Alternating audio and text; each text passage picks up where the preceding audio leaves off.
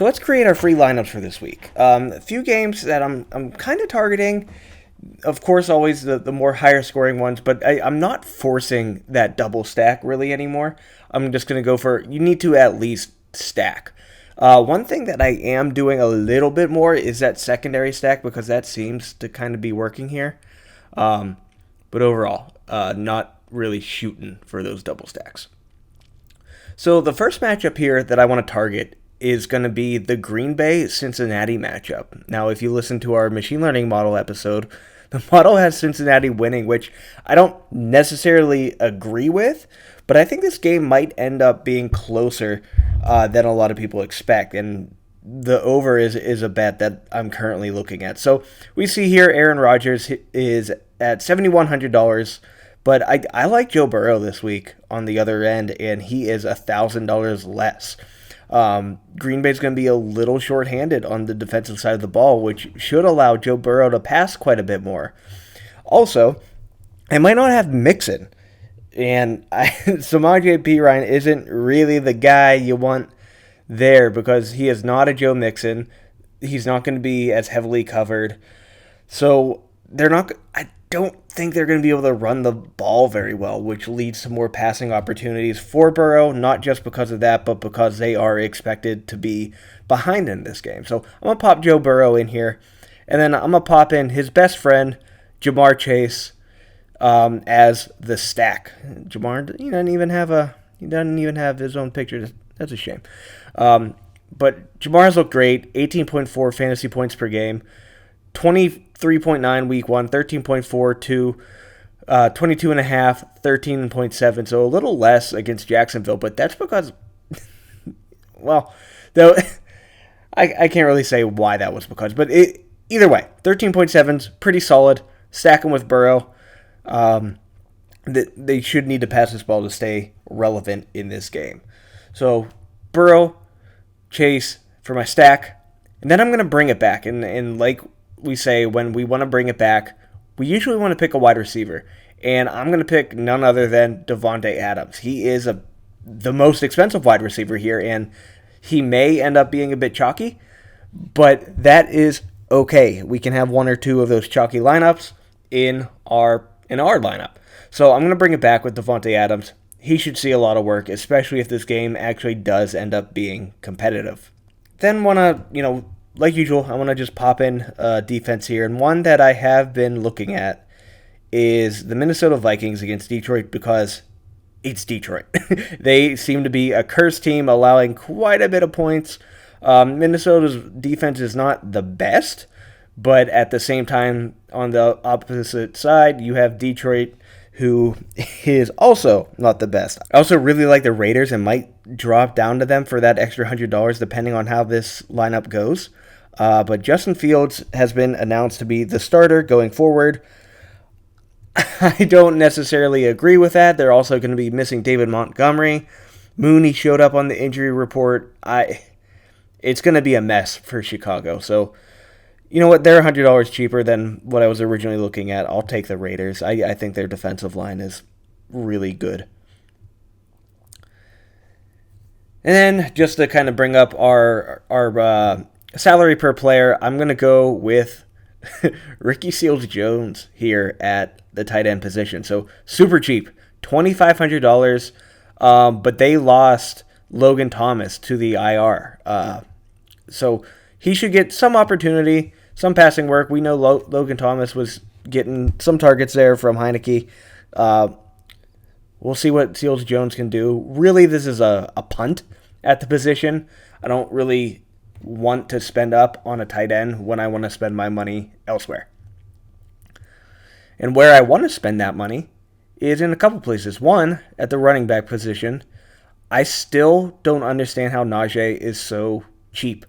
His salary, it's, I guess, steadily going up, but it's just, I just think he's worth so much more, and that might be the fanboy in me. But started out $6,300 the first 2 weeks, $6,600 in week 3, $6,800 against Green Bay, where he put up 21.1 points in a game we got smacked on, and he only goes up another $100 here to $6,900 against Denver. And as we know, Denver has a great defense overall, particularly a good run defense. But that's not how Najee's really making his mark. He's making his mark in the passing game. His past 3 games, he's had 5 receptions, 14, 6. So he's getting targeted quite a bit by Ben and is kind of being used as that safety outlet. Now, the touchdowns are low. He only has 2 total, 1 rushing, 1 receiving, and the rushing just came last week against Green Bay. But there's no one else on this team, right? And as far as fantasy goes, and more so DFS, taking the shot on these guys as a dart throw is worth it, especially if it's Najee Harris or it's Deontay Johnson. The third guy I would gladly throw into my lineup is Pat Freiermuth. Ben likes to target the tight end. I just think Ebron needs to get the hell out of the way, and Freiermuth is going to be able to have quality fantasy output. So I want Najee in my lineup here. He's going to get a lot of work. He's getting close to 20 touches every single week, it seems. So 17 week 1, 15 week 2, 28. 28 in week 3, and then 21 last week against Green Bay. So he gets just a vast amount of opportunities that we cannot overlook, especially at this price. So popping Najee in there, I think he's a good start. So next, I'm going to fill out another wide receiver here, and I'm going to actually go to Jacksonville. And the reason for that, I'm going to go with Marvin Jones, but the reason for that is DJ Chark is out. He is out for the season, most likely, and so that leaves Marvin Jones and Laviska Shenault, and also Dan Arnold, who I'll be popping in some lineups here as well. But Marvin Jones should be the number 1. He's definitely the more talented guy, and he gets a lot of air yards. So I think he'll come in and take over as the wide receiver 1. Now it is Urban Meyer. It is Trevor Lawrence. Who knows how well that passing game is going to work, but it's against Tennessee, and Tennessee's defense is awful. As you can see here, the opposing rank for Tennessee is the best for wide receivers. They are allowing the most points to wide receivers. So Marvin Jones is a solid pick here, I think, and one I think that will pay some dividends. So another matchup I like, because I can see it can really go either way, but I'm going to predict the over here, is the Cleveland Chargers game. They are 2 very talented teams. I think the Chargers have the ability to score quickly, and that helps a lot because Cleveland holds onto that ball for a long time with their run game. Now, Baker apparently is injured a little bit. It's not his throwing arm, but that still has an impact. So with that, I want to pop in Keenan Allen, who has kind of become the wide receiver 2 here, or maybe the 1B for the Chargers, with Mike Williams just really going off. But Keenan Allen still getting the targets. If we look at his targets here, 13 week 1, 8 week 2, 12, and 11. So he definitely gets the targets. And when we're playing in any PPR format, even more so for this full PPR that DraftKings does, we want those receptions, and he catches the ball.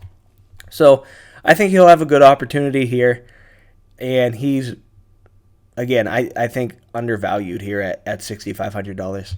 And finally, we're going to fill it out. One more running back, and that running back that I like is Leonard Fournette. He is going up against Miami, whose defense, very similar to Tennessee, was supposed to be really good and has just not done anything. It's like they don't want to play in Miami. So Miami allowing the 6th most points to the running back position. Leonard Fournette has been getting a good amount of work, and he does catch the ball as well. So that, again, for full PPR, that's what we want to see. Last week he got 23 touches. The week before he only got 7. Week before that, 15. Week before that, 14. So he might not get the most amount of work, but if this game takes off and Tampa Bay is crushing Miami like they are expected to, I think they're 10 or 10.5 point favorites at the moment.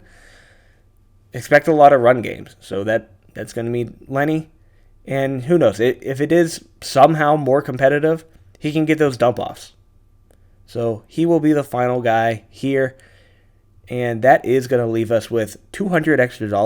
So looking at that, let's see where we can maybe upgrade. So I didn't see anyone here when I was looking at Fournette, and I don't want to play Gordon. I don't want to play Jamal Williams. So I'm going to keep Fournette in there. Najee, I really doubt I'm going to remove. Ooh, for Zeke. Ooh, okay, I might do that. Zeke, oh boy, he gets so much work. He's questionable knee injury.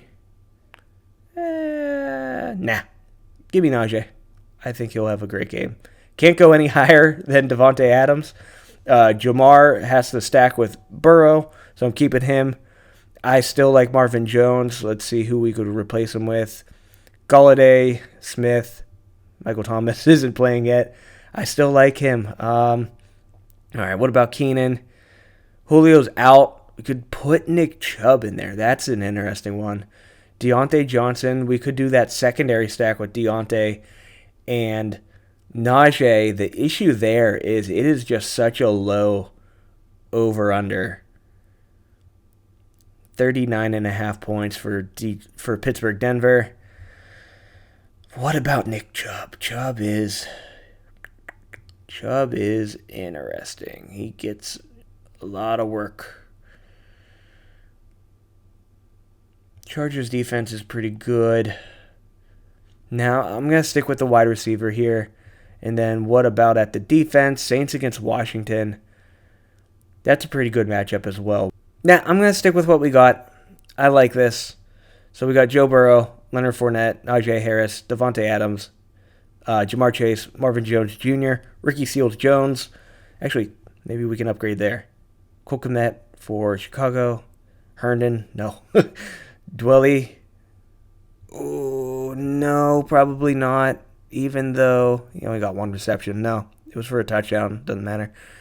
Boy. I like what we got here, and I'll stick with it. So we'll stack it with Burrow and Chase, bring it back with Devontae, and then hire our own running back in Najee Harris, also with Leonard Fournette. Marvin Jones Jr., we took a punt at the tight end position with Ricky Seals-Jones, flexing with Keenan Allen, and then we're taking the Raiders defense.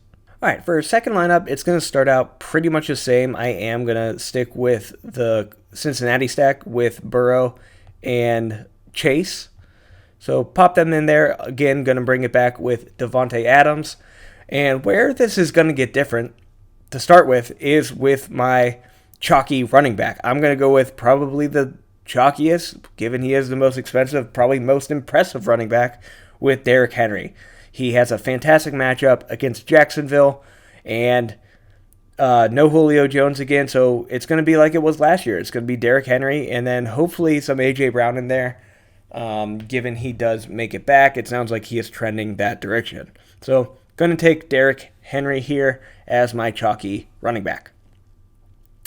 I am then going to pop in James Robinson here as my second running back. He's decently cheap here, down at $6,000. Pretty good matchup against Tennessee, and this is going to be that secondary stack. You know, we have Henry versus Robinson in the same matchup, so we're going to pop in that secondary stack into this matchup. Hyde might be back for Jacksonville. I actually believe he will be, but Robinson just looked so good last week, even though they lost. Hopefully, Meyer can get it through his thick skull that Robinson is the best running back and honestly, maybe his best offensive weapon. And I'm betting on him still getting that work. I have him in two of my actual season-long fantasy lineups, and I like him here for DFS. Next wide receiver I'm going to end up taking here is Jacoby Myers. So Jacoby is getting quite a few targets, and therefore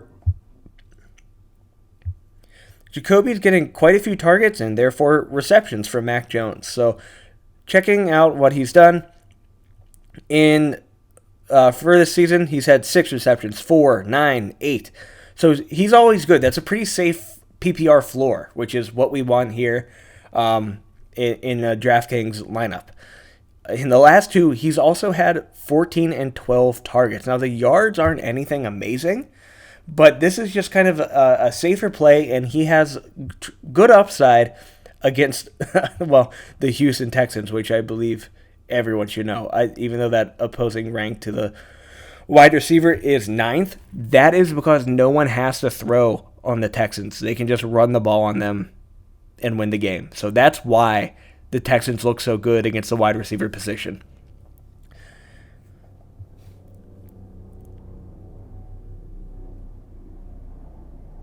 Helicopter.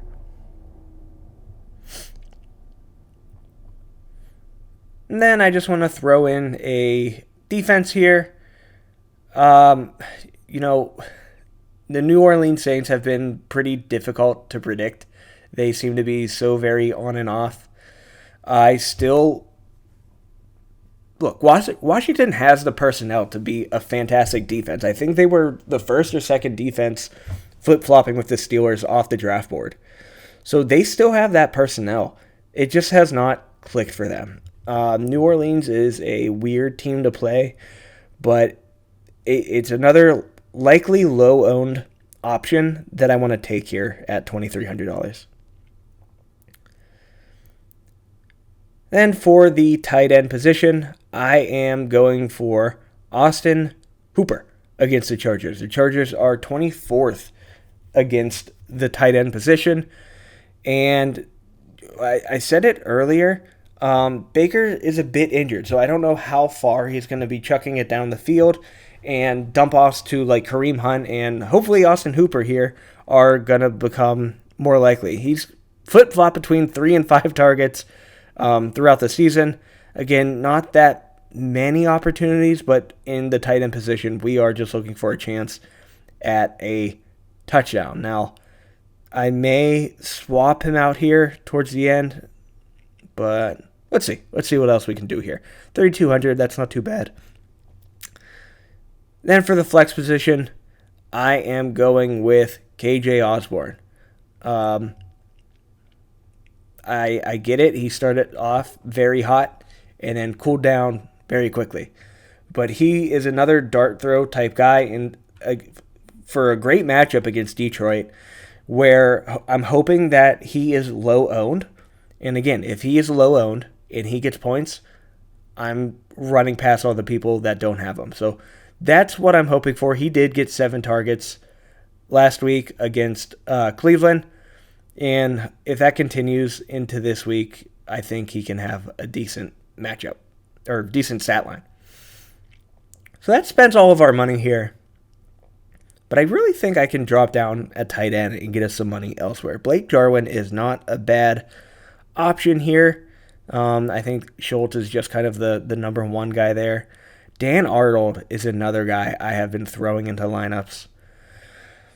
Oh boy, because they traded for him. They wanted him, and as soon as he got to Jacksonville, he got plugged in, and he got 2 receptions, not terrible.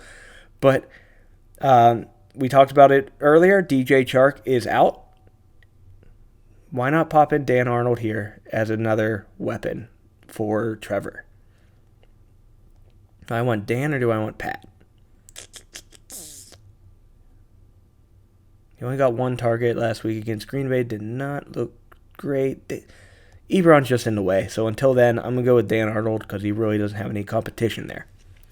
So that leaves us with another $300 that we can pop around here. I'll stick with the stack and then bring it back. I like the secondary stack of Henry and Robinson. So let's see what we can do instead of Myers. We can go up to a Marvin Jones. That might be too many people in that same game, though. Okay, we'll stick with Jacoby there. What about KJ Osborne? Harris, it's such a tough one because, like I said, New Orleans is really difficult to predict. They might run the ball the whole game. They might throw the ball the whole game. You really don't know. Bolden's not a terrible option here, too. He seems to be the James White rule. 6 targets, 6 receptions against Tampa Bay. He's possible. What did Stevenson do? I don't think he did anything. He was inactive. Yeah. Why is he? Well, I guess they're the same price. I already have a Patriot as well, so I don't think I want to put both of them in there. But if I went down, got bold, and got us another extra $100, could I do instead? Nothing. Yeah, so I'll keep Jacoby, and then I'll stick with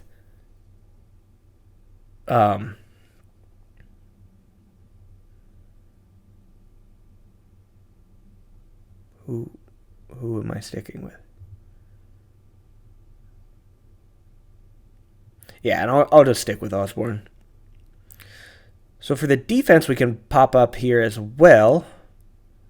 I don't think I really like any of these guys anymore. So the Lions, no. Bengals got Green Bay. That's going to be a tough one, even though I do think their defense is good. I don't know what the hell happened against Jacksonville. Miami, I don't want that. Texans, I don't really want that either. So this is going to be a weirder lineup where I'm leaving a lot more money on the table than usual, but here it is. Still stacking Burrow with Chase, bringing it back with Devontae. Then I'm doing a secondary game stack with Derrick Henry and James Robinson. And then I'm going with Jacoby Myers and KJ Osborne for 2 more wide receivers. Dan Arnold as a very cheap, probably a higher upside type tight end on Jacksonville. And then the Washington football team defense against the Saints. All right, for the final lineup here, I am going to actually go for that double stuff. I'm going to take Dak Prescott at $6,900, and I'm going to stack him with his wide receivers, Cooper and Lamb. I know Lamb has been off the lamb, kind of down these past 2 weeks, 9.5 points and 3.3 points. So nothing too incredible. But that only brings down his price. So this is the lowest he's been since week 1. At week 1, he was $5,700. Right now, he is $6,200. It really is a price thing here. Him and Cooper are both pretty cheap, and in order to double stuff a lot of times, it isn't cheap. But here we have 2 good options that are in a great price range that we can make this double stack happen.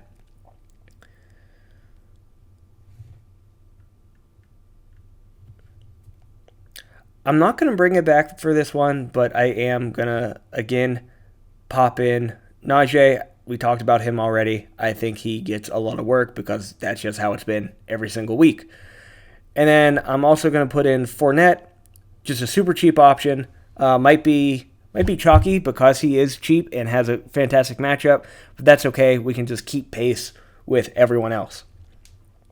I'm then going to put in another great wide receiver in Justin Jefferson. He has been getting it done these past, really all season, but it's only gone up.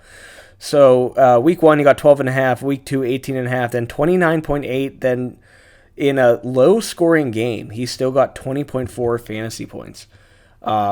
He just targeted a ton, and he is super talented. So in a matchup against Detroit, where they should pummel the Lions, I'll gladly put him in my lineup. Then, for my flex position, I want to put in a wide receiver. And the wide receiver I'm going to put in is Waddle. And a lot of the reason for this is all the other wide receivers are kind of gone. Will Fuller ends up on injured reserve. They really don't run the ball for some reason with Gaskin. It's going to be a passing game with Waddle and Gesicki.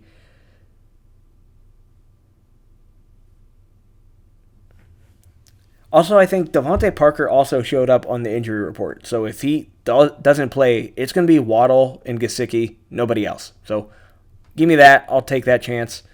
For the tight end, again, we're just kind of...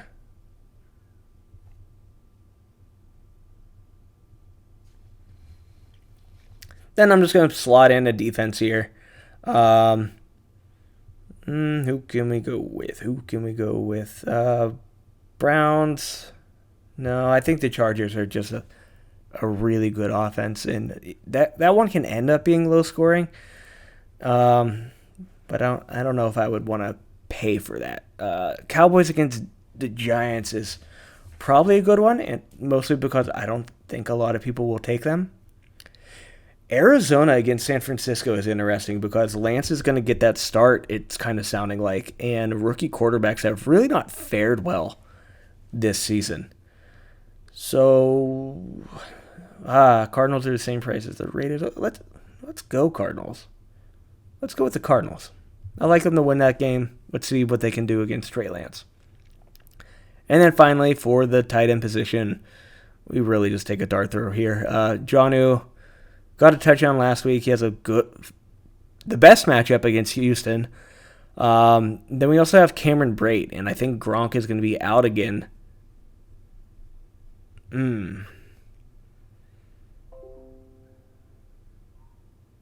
Yep, so Gronk is out. He didn't do a ton. He got 6 targets, though. That's pretty good. 3,300. He gets the start. How many targets did Jonnu get? Jonnu got 5 targets. That's a tougher one. I think I'll do Brate. That way we can have a secondary stack here. We'll have Brate and Waddle. So, yeah, that just checks 2 boxes. So we'll do that. It spends all of our salary, and then we get that secondary stack. I like that. That worked out. So to read it back, we're going double stuff with Dak, Cooper, and Lamb. I'm going to have Najee Harris and Leonard Fournette as my running backs. Then we're going to take a big dog wide receiver with Justin Jefferson. And we're going to do a secondary stack with Cameron Brate at the tight end position against Jalen Waddle in the flex as a wide receiver. And then we're finishing it off with the Cardinals defense against the rookie Trey Lance in his first start. And that'll do it. Appreciate you taking the time to listen to this. Let's win some money.